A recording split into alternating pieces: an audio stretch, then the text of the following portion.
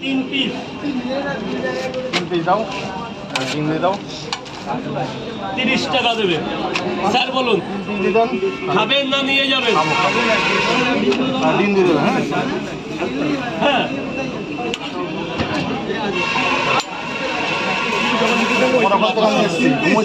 কোথা থেকে? ঘুমো সেটা কোথায়? ঘুমো কোথায় থাকি? ও আচ্ছা আচ্ছা, রফিকুল ইসলাম। আমি চিনি না সবাই।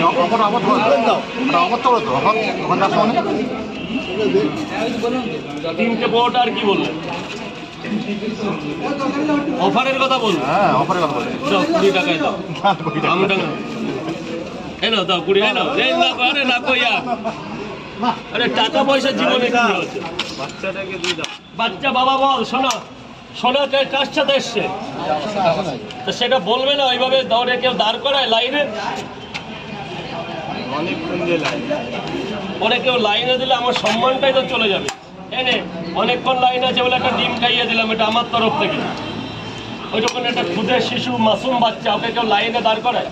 যা বাবা, আমাকে 50 টাকা প্লেট দুটো দাও। 50 টাকা করে দুটো খাবে না বাড়ি নিয়ে যাবে? খাবো, জলপাইগুড়ি থেকে এসেছি। জলপাইগুড়ি তো দারুণ জায়গা।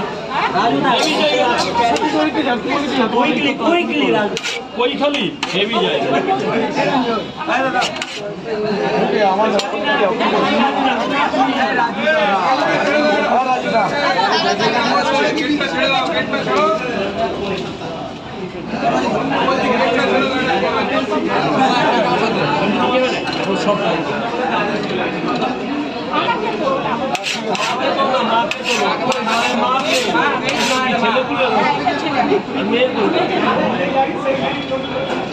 কলকাতায় কি করতে? কলেজে ভর্তি হওয়ার আগে চাইতে গঙ্গা নদীতে মেট্রো চড়ছে, ওটা চড়ে আসে। জীবনে কি করে দিল সরকার, মামাটি মানুষ। আচ্ছা স্যার কোন কলেজে ভর্তি হচ্ছে? ও আরো ভালো ছিল তো, আমাদের সাথে যোগাযোগ করতেন। এখানে সুরেন্দ্রনাথ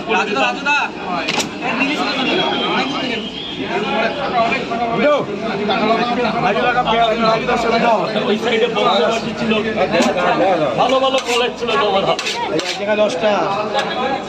আমি পুরো উত্তরবঙ্গ, ইসলামপুর আমার মামা বাড়ি। না নাম শুনেছেন?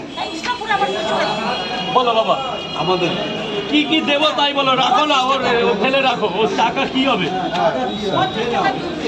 মরে গেলে কি টাকা সাথে যাবে বাবা? তুমি জলপাইগুড়ি দেখেছি, তোমার পরম পাওয়া, মানে ঈশ্বর দেখলাম, ঈশ্বর ঈশ্বর দেখলাম।